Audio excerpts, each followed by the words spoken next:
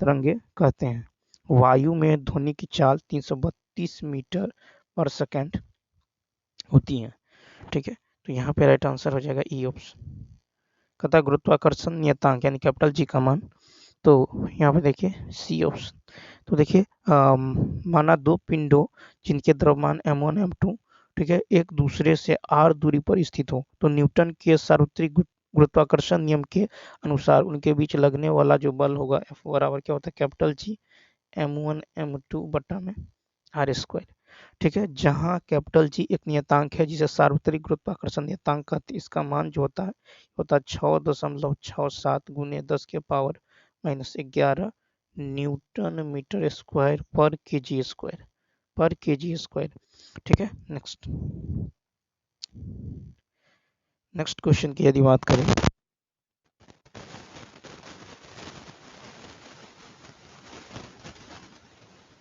बढ़ाया जाता तो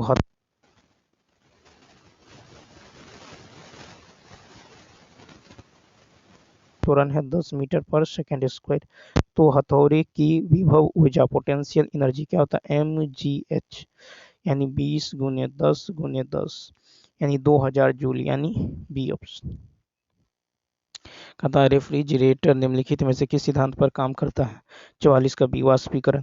तो रेफ्रिजरेटर एक घरेलू उपकरण है जो खाद्य पदार्थों आदि को ठंडा बनाए रखकर उनकी जल्दी खराब होने से बचाता है। यह वाष्पीकरण के सिद्धांत पर कार्य करता है। इसमें तांबे की एक वाष्पित कुंडली में फ्रियोन जो है गैस भरी होती हैं जो वाष्पीकृत होकर ठंड उत्पन्न करती हैं।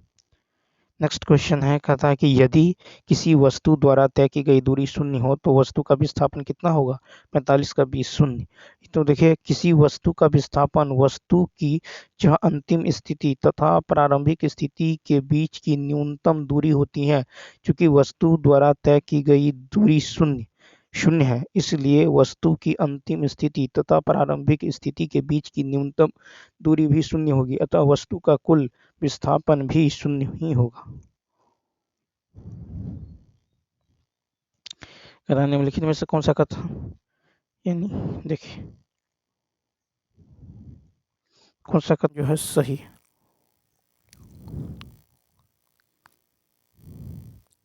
तो 46 का देखिए यहाँ पे जो है कहता जब लिफ्ट एक समान गति से जो है चढ़ती या उतरती है तो पिंड के भार में कोई परिवर्तन नहीं होता। जब लिफ्ट त्वरित गति से ऊपर जाती है तो पिंड का भार बढ़ जाता है, जबकि त्वरित गति से नीचे उतरते समय पिंड का भार घट जाता है। नीचे उतरते समय यदि लिफ्ट की डोरी टूट जाए तो लिफ्ट जो है मुक्त अवस्था में नीचे गिरता है। ऐसी स्थिति में पिंड भारहीन हो जाता है, अर्थात पिंड का भार शून्य महसूस होता है, परंतु द्रव्यमान इसमें नहीं होता। यानी इसका ऑप्शन हो जाएगा डी ऑप्शन। कहता है कि एक माध्यमा में एक ध्वनि की तरंग दैर्घ्य कितनी होगी जिसकी आवृत्ति इतना और गति इतना है। तो देखिए चूंकि भी बराबर क्या होता है एन लेमडा। ठीक है, तो 380 बराबर क्या होगा 480 गुने लेमडा। ठीक है, यहाँ से आप लेमडा तरंग दैर्घ्य है, एन आवृत्ति है, भी गति है, तो लेमडा बराबर होगा 380 बट्टा में 840 ये मीटर यानी 0.45 meter. Option number A. Next है कि सोनार एक उपकरण है जो खाली स्थान की वस्तुओं ठीक है दूरी दिशा और गति को मापने के लिए अल्ट्रासोनिक तरंगों का उपयोग करता है, तो ये होगा बी। तो देखिए सोनार एक उपकरण है जो पानी के भीतर की वस्तुओं की दूरी दिशा और गति मापने के लिए अल्ट्रासोनिक तरंगों का उपयोग करता है। कहता है कि कौन सा जो प्रकाश प्रकीर्णन का एक उदाहरण है। तो देखिए ये होगा ए आकाश का नीला रंग। तो जब सूर्य प्रकाश जो कि विभिन्न रंगों का मिश्रण है वायुमंडल से होकर गुजरता है तो वायु में उपस्थित विभिन्न अणुओं धूल एवं जो है धुएं के कणों द्वारा उसका प्रकीर्णन हो जाता है। चूँकि बैंगनी एवं नीले रंग का प्रकीर्णन सबसे अधिक वो लाल रंग का सबसे कम होता, अतः यह नीला वो बैंगनी प्रकाश चारों ओर बिखर जाता है और यही कारण है कि आकाश नीला दिखाई देता। कहता विद्युत परिपथ में यदि शक्ति वोल्टेज और प्रतिरोध पी भी आर से दर्शाया जाता है, उनके बीच सही संबंध। तो देखिए किसी विद्युत परिपथ में यदि शक्ति वोल्टेज प्रतिरोध को क्रमशः पी भी आर द्वारा दर्शाया जाए तो उनके बीच का जो सही संबंध होगा पी बराबर होगा भी स्क्वायर बट्टा में आर। पी बराबर क्या होगा भी स्क्वायर बट्टा में R, option number A. Sorry देखिए तो पी बराबर भी स्क्वायर बाई आर बी हो जाएगा। देखिए यहाँ पे कहता है सही संबंध। नेक्स्ट 51 नंबर कहता है कि वैज्ञानिकों में से जो किसने स्थिर अनुपात के नियम को प्रतिस्थापित किया प्रतिपादित किया था। तो यहाँ पे देखिए ये हो जाएगा बी। तो देखिए जोसेफ प्राउस्ट ने स्थिर अनुपात या निश्चित अनुपात के नियम का प्रतिपादन किया है। इस नियम के अनुसार प्रत्येक रासायनिक यौगिक में उसके अवयवी तथा द्रव्यमान के अनुसार सदैव एक निश्चित अनुपात में पाए जाते हैं, चाहे वह यौगिक किसी भी विधि से प्राप्त किया गया हो। परमाणु का नाभिक मॉडल पहली बार किसके द्वारा खोजा गया था। तो ये है रदरफोर्ड। तो परमाणु का नाभिक मॉडल प्रथम बार अर्नेस्ट रदरफोर्ड ने दिया था। इसके अनुसार परमाणु का अधिकांश द्रव्यमान परमाणु के एक छोटे हिस्से में विद्यमान रहता है जिसे नाभिक कहते हैं। इलेक्ट्रॉन नाभिक के चारों ओर निश्चित कक्षाओं में चक्कर लगाते रहते हैं। ये कक्षाएं एक निश्चित वृत्ताकार पथ की तरह होती हैं जिसमें रहकर ऋणावेशित इलेक्ट्रॉन नाभिक के चारों ओर चक्कर लगाते रहते हैं। कहता है कि बेंजीन में सिग्मा और पाई आबंध संख्या कितनी है। तो 53 का होगा ए। तो देखिए बेंजीन रंगहीन मीठी गंध वाला एक अत्यंत ज्वलनशील द्रव है जिसका अनुसूत्र C6H6 होता है। बेंजीन का संरचना सूत्र एवं बेंजीन में पाए जाने वाले जो है सिग्मा एवं पाई बंधों की संख्या तो कुछ इस तरह से होता है। ठीक है, इस तरह से होता है। तो यहाँ पे होता है आपको CH, ठीक है, CH यहाँ भी CH, यहाँ भी CH, यहाँ भी CH। तो इसमें सिग्मा और ठीक है तो सिग्मा और पाई बंधु की संख्या कितना होता है। तो देखिए इस प्रकार बेंजीन में 12 सिग्मा, ठीक है 12 सिग्मा और 3 पाई बंध पाए जाते हैं। नेक्स्ट, ठीक है, कहता निम्नलिखित में से कौन सा क्षारीय विलयन है। तो डी ऑप्शन। तो देखिए ऐसा विलयन जिसमें हाइड्रोक्साइड आयनों OH- का सांद्रण हाइड्रोजन आयन H+ से अधिक होता है क्षारीय विलयन कहलाता है। Calcium hydroxide, sodium hydroxide, magnesium hydroxide क्षारीय विलयन। नेक्स्ट क्वेश्चन देखिए, कहता है कि आवर्त सारणी में मौजूद पहला तत्व कौन सा है। B hydrogen. तो आवर्त सारणी में मौजूद पहला तत्व हाइड्रोजन है जिसे हम कैपिटल H से लिखते हैं। आवर्त सारणी में रासायनिक तत्वों को उनकी विशेषताओं के साथ एक व्यवस्थित जो है क्रम में परमाणु क्रमांक जो है बढ़ने के क्रम में रखा गया है। पहला तत्व हाइड्रोजन है जिसका परमाणु क्रमांक 1 है। आवर्त सारणी का प्रयोग सबसे पहले मेंडलीफ ने किया था। ठीक है, आवर्त में जो है आवर्त सारणी में 118 ज्ञात तत्व शामिल हैं। कौन सी गैस हमारे वायुमंडल के 78% हिस्से का गठन करती है और कई जीवन के लिए आवश्यक अणुओं का हिस्सा भी है। तो होगा ई ऑप्शन। तो देखिए नाइट्रोजन वायुमंडल के 78% हिस्से का गठन करती है।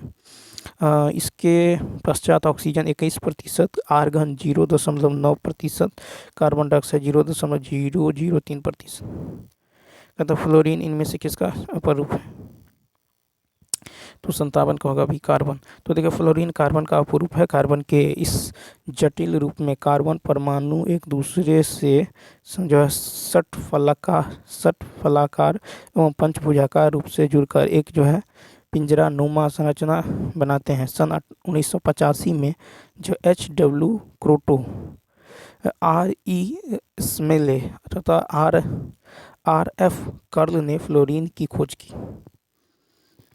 कहता दूध वाला ताजे दूध में थोड़ा सा बेकिंग सोडा मिलाता है तो ये दूध के अम्लीकरण को रोकने के लिए तो बेकिंग सोडा या सोडियम बाइकार्बोनेट NaCO3 एक अकार्बनिक यौगिक है। इसे मीठा सोडा या खाने का सोडा भी कहते हैं क्योंकि विभिन्न व्यंजनों को बनाने में इसका उपयोग किया जाता है। इसका IUPAC नाम सोडियम हाइड्रोजन कार्बोनेट है। बेकिंग सोडा के निम्नलिखित उपयोग इसका उपयोग कीड़े मकोड़े मारने में एवं ताजे दूध में किया जाता है ताकि दूध के अम्लीकरण को रोका जा सके और दूध को फटने से बचाया जा सके। किस मिश्रण का उपयोग सोने की शुद्धता के लिए किया जाता है? C option. तो देखिए, सोना प्रकृति में मुक्त और संयुक्त दोनों अवस्था में पाया जाता है। इसका निष्कर्षण मुख्यतः कैल्वेराइट और सिल्वेनाइट से किया जाता है। यह एक कोमल अगाध व तन्य चमकदार पीले रंग की धातु है जो ऊष्मा और विद्युत का सुचालक होती है। एक्वारेजिया यानी अम्लराज का उपयोग सोने को शुद्ध करने के लिए किया जाता है। यह 3 भाग हाइड्रोक्लोरिक अम्ल और 1 भाग नाइट्रिक अम्ल का मिश्रण होता है। कहा कि सिरके में उपस्थित जैविक अम्ल कौन सा है? 60 का होगा बी, तो इथानोइक अम्ल। तो किसी भी शर्करा युक्त विलयन को अम्लीय किण्वन से सिरका यानी CH3COOH प्राप्त किया जाता है। यह एथनोइक एसिड है क्योंकि इसमें 2 कार्बन होते हैं। सिरका मुख्यतः एसिटिक अम्ल का तनु विलयन होता है। कहता है कि खाली स्थान जो है बड़ी वसा जो है गोलिकाओं को आकार को संकुचित करता है जिससे एंजाइम अधिक प्रभावी ढंग से काम करते हैं। 61 का ई। तो देखिए, पीत लवण जो है बड़ी वसा गोलिकाओं के आकार को संकुचित करता है जिससे एंजाइम अधिक प्रभावी ढंग से काम करते हैं। पीत पाचन में सहायता करते हैं। यह वसा को वसीय अम्लों में विघटित करता है जिसे बाद में पाचन तंत्र द्वारा शरीर में ले जाया जा सकता है। वसा के पाचन के दौरान पीत एक पाइसी कारक के रूप में कार्य करता है जो वसा के बड़े गोलिकाओं को विघटित करने में सहायता करता है। वसा को पचाने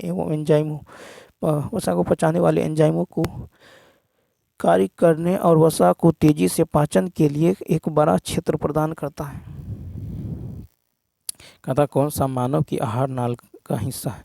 62 का होगा डी ऑप्शन। तो मनुष्यों में 8 से 10 मीटर लंबी आहार नाल होती हैं जो मुख से लेकर मल द्वार तक फैली होती हैं। आहार नाल प्राय 5 भाग में बटा होता है जैसे मुख, ग्रसनी, ग्रास नली, आमाशय, आंत। इसका मुख्य कार्य जो है आहार या भोजन के अवयवों को पचाना तथा शरीर के सभी अंगों में पहुंचाना है। भोजन के घटक प्रोटीन, कार्बोहाइड्रेट, वसा, विटामिन, खनिज, लवण तथा जल है। फिर है कि श्वास नलिका सांस लेने में सहायक होती हैं जो गले को फेफड़े से जोड़ती हैं और वायु का आदान प्रदान करती हैं। मानव हृदय में फुफ्फुसीय शिरा खाली स्थान से जुड़ी होती हैं। 63 का होगा ए, बाएं अलिंद। तो मानव हृदय में फुफ्फुसीय शिरा बाएं अलिंद से जुड़ी होती है। मानव हृदय एक 4 कक्षीय पेशी अंग है जिसका आकार बंद मुट्ठी की भांति होती है। इसमें 2 अलिंद और 2 नीले हैं। हृदय का कार्य पूरे शरीर में रक्त के निरंतर प्रवाह को बनाए रखना है। यह ऑक्सीजन की भरपाई करता है और कोशिकाओं और ऊतकों के बीच पोषक तत्वों का संचार करता है। कौन सा आंत से पचे हुए अवशोषित वसा का परिवहन करता है? तो सी। तो वसा आंत से ग्लाइकोमाइक्रोन के रूप में अवशोषित होता है जो सूक्ष्मदर्शी के नीचे दिखाई देने वाले जो असतत कण होते हैं वे मुख्य रूप से लंबे फैटी एसिड के ट्राइग्लिसराइड से मिलकर बने होते हैं। काइलोमाइक्रोन को लसिका प्रणाली के माध्यम से अवशोषित किया जाता है जो अंततः रक्त प्रवाह में खाली हो जाता है। कहता है हीमोग्लोबिन जो है कौन सी धातु मौजूद होती है हीमोग्लोबिन में? 65 का बी, लोहा। तो हीमोग्लोबिन हीम नामक एंजाइम तथा लौह युक्त प्रोटीन ग्लोबिन से मिलकर बना है। हीम नामक एंजाइम के कारण ही रुधिर का रंग लाल हो जाता है जबकि लौह युक्त प्रोटीन ग्लोबल ऑक्सीजन एवं कार्बन डाइऑक्साइड से संयोग करने की अपूर्व क्षमता रखता है जिससे रक्त शोषण गैसों का संवहन करता है। हीमोग्लोबिन में पाए जाने वाला लौह यौगिक हेमेटिन है। सामान्य व्यक्ति के रक्त में हीमोग्लोबिन की औसत मात्रा 15 ग्राम पर 100 ml। कृत्रिम किडनी से नाइट्रोजन युक्त अपशिष्ट को हटाने की प्रक्रिया। तो ए। तो देखिए, कृत्रिम किडनी के प्रयोग से नाइट्रोजन अपशिष्ट हटाने की प्रक्रिया जो है हीमोडायलिसिस कहलाती है। यूरिया और अन्य अपशिष्ट पदार्थ जो है पोटेशियम फॉस्फेट डायलिसिस साधन में वितरित हो जाते हैं। रक्त अम्लता को ठीक करने के लिए सोडियम बाइकार्बोनेट को प्लाज्मा की तुलना में अधिक सांद्रता से मिलाया जाता है। नेक्स्ट, कहता मानव मस्तिष्क का कौन सा हिस्सा बुद्धि, स्मृति और भावनाओं का केंद्र होता है? तो सेरिब्रम। तो सेरिब्रम मस्तिष्क का वह हिस्सा है जो बुद्धि, स्मृति और भावनाओं का केंद्र होता है। इसे प्रोजेनसिफलॉन भी कहते हैं। यह मुद्रा, समन्वय, संतुलन, ऐच्छिक पेशियों की गतियों इत्यादि का नियंत्रण करता है। इसका मुख्य कार्य शरीर का संतुलन बनाए रखना है और यह शरीर के ऐच्छिक पेशियों के संकुचन पर नियंत्रण करता है। कहता मनुष्यों में बौनापन के लिए कौन सा कार्य उत्तरदायी है? 68 का बी। तो देखिए हमारे शरीर में पाया जाने वाला जो ग्रोथ हार्मोन पीयूष ग्रंथि में होता है। इस हार्मोन के बिना मांसपेशियों का गठन और हड्डियों का घनत्व बढ़ना मुश्किल होता है, जो बौनापन का घोतक है। कहता पुरुष मानव शरीर के किस अंग को जो एडम का एप्पल कहा जाता है? तो 69 का ये तालु। तो पुरुषों में थायराइड कार्टिलेज का अग्रभाग जो स्वयंत्र को घेरे रहता है एडम का एप्पल कहलाता है। स्वयंत्र जिसे आमतौर पर जो है वॉइस बॉक्स या ग्लूटिक कहा जाता है, ऊपर ग्रसनी व नीचे श्वास नली के बीच हवा के लिए मार्ग है। कहता कौन सा विटामिन रक्त का थक्का जमने के लिए आवश्यक प्रोटीन और कैल्शियम को सक्रिय करता है? तो यह विटामिन के। विटामिन के की कमी से रक्त का थक्का बनने में कमी होती है। इसकी कमी से हड्डियां भी कमजोर होती हैं। विटामिन के रक्त का थक्का जमने में आवश्यक प्रोटीन और कैल्शियम को सक्रिय करता है। विटामिन B1 की कमी से बेरी, विटामिन डी की कमी से रिकेट्स यानी सूखा रोग, विटामिन सी की कमी से स्कर्वी, विटामिन ए की कमी से रतौंधी, विटामिन ई की कमी से जनन शक्ति में कमी होता है। कौन सी बीमारी जीवाणुओं के कारण होती है? एंथ्रेक्स। तो देखिए यहाँ पे एंथ्रेक्स की कमी से बड़ी माता होने वाली रोग है। हैजा की कमी से रेबीज, क्षय रोग से एड्स, ठीक है, काली खांसी, इन्फ्लुएंजा, डिप्थीरिया जो है चेचक, टिटेनस जो है खसरा और टाइफाइड से होने वाली रोग पोलियो। ठीक है, क्या है? पोलियो। नेक्स्ट, चमगादड़ निम्नलिखित में से किस रोग के रोगाणुओं के प्राकृतिक पोषक है? तो देखिए ये होगा इबोला बुखार। तो चमगादड़ तथा बंदर इबोला बुखार के रोगाणुओं के प्राकृतिक पोषक है। एबोला वायरस जनित अत्यंत घातक एवं संक्रमण रोग है, जिससे पीड़ित रोगों को अत्यंत तीव्र ज्वार तथा खून की उल्टी होती है। पादप कोशिकाओं में कोशिका भित्ति क्यों पाई जाती है? तो देखिए पादप कोशिकाओं में कोशिका भित्ति पाई जाती है क्योंकि कोशिका जो है भित्ति विभिन्न पर्यावरणीय कारकों से पादप कोशिकाओं की रक्षा करती है। पादप कोशिका भित्ति सेलुलोज और पेक्टिन से निर्मित होती है। कोशिका भित्ति में 2 परतें होती हैं जिसे मध्य लेमेला नामक दीवार होती हैं। कोशिका भित्ति का मुख्य कार्य कोशिका को आकृति प्रदान करना एवं प्रोटोप्लाज्म की रक्षा करना है। अतः जानवरों के किस जो है फाइलम को फ्लैटवर्म भी कहा जाता है? 74 का बी यानी प्लेटीहेल्मिन्थीज। तो संघ प्लेटीहेल्मिन्थीज के मुख्य कारण भी है कि इनका शरीर जो है त्रिस्तरीय होता है, परंतु देह गुहा नहीं पाई जाती है। पृष्ठ आधार तल से चपटा शरीर होने के कारण इन्हें फ्लैटवर्म चपटी कृमि भी कहा जाता है। इसमें पाचन तंत्र विकसित नहीं होता एवं उत्सर्जन फ्लेम कोशिकाओं द्वारा होता है। इसमें कंकाल, श्वसन अंग, परिवहन अंग आदि नहीं होते हैं। ये उभयलिंगी होते हैं। प्लेनरिया, लीवर, फ्लूक और फीता कृमि आदि मच्छरों के दिल में होते हैं। तो ये होगा आपको ई ऑप्शन। तो देखिए मगरमच्छ के हृदय में 4 प्रकोष्ठ, 2 अलिंद और 2 नीले होते हैं। श्वसन फेफड़ों द्वारा होता है। मगरमच्छ रेप्टिलिया वर्ग का जंतु है। कहता है कि कौन मुकुलन द्वारा जनन करता है? 76 का होगा ई। तो देखिए मुकुलन जिसमें जनक जीवों में एक उभारनुमा संरचना होती है, ठीक है, जिसे मुकुल कहते हैं। यह अलग होकर अपने जनक के समान ही वृद्धि करती हैं, जिसे मुकुल कहते हैं। यह अलैंगिक प्रजनन के अंतर्गत आता है, जिसे यीस्ट, हाइड्रा आदि यीस्ट का उपयोग रोटी तथा बियर बनाने में किया जाता है। कहता है कि इफेड्रा पौधे को किसके अंतर्गत वर्गीकृत किया जाता है? 77 का होगा सी ऑप्शन, यानी अनावृत बीज। तो इफ्रेडा पौधे अनावृत बीजी श्रेणी के अंतर्गत वर्गीकृत किए जाते हैं। इफ्रेडा से जो है इफेड्रीन नामक औषधि बनाई जाती है, जिसका उपयोग खांसी एवं दमा के इलाज में किया जाता है। यह है कि ब्रेसिका कंपेस्ट्रिस किस पौधे का वनस्पति नाम है? 78 का होगा बी सरसों। तो सरसों का नाम है ब्रेसिका कंपेस्ट्रिस, और सामान्य गेहूं का नाम है ट्रिटिकम स्टीवम। मक्का का नाम है जियामेज। कुट्टू का नाम है फागोपायरस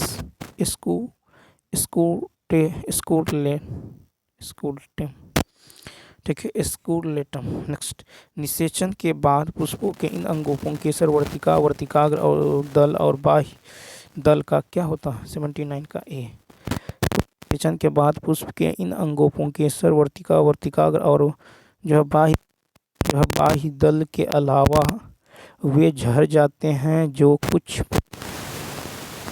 निषेचन के पश्चात युग्मनज में अनेक विभाजन होते हैं तथा बीजांड में भ्रूण विकसित होता है। बीजांड से एक कठोर आवरण विकसित होता है। यह बीज में परिवर्तित हो जाता है, अंडाशय तीव्रता से वृद्धि करता है तथा परिपक्व होकर फल बनाता है। कौन सा पौधों में श्वसन के अंतिम उत्पाद है? CO2, H2O और ऊर्जा। तो पादपों, जानवरों और मनुष्यों में वायवीय श्वसन होता है। वायवीय श्वसन का रासायनिक समीकरण है C6H12O6 + 6O2। ये बनाता है 6CO2 + 6H2O + ऊर्जा। पौधों में श्वसन के अंतिम उत्पाद CO2, H2O और ऊर्जा है। तो चलिए दोस्तों, इस वीडियो में इतना ही। अच्छा लगा हो तो लाइक, शेयर और सब्सक्राइब करना न भूलें। Thanks for watching.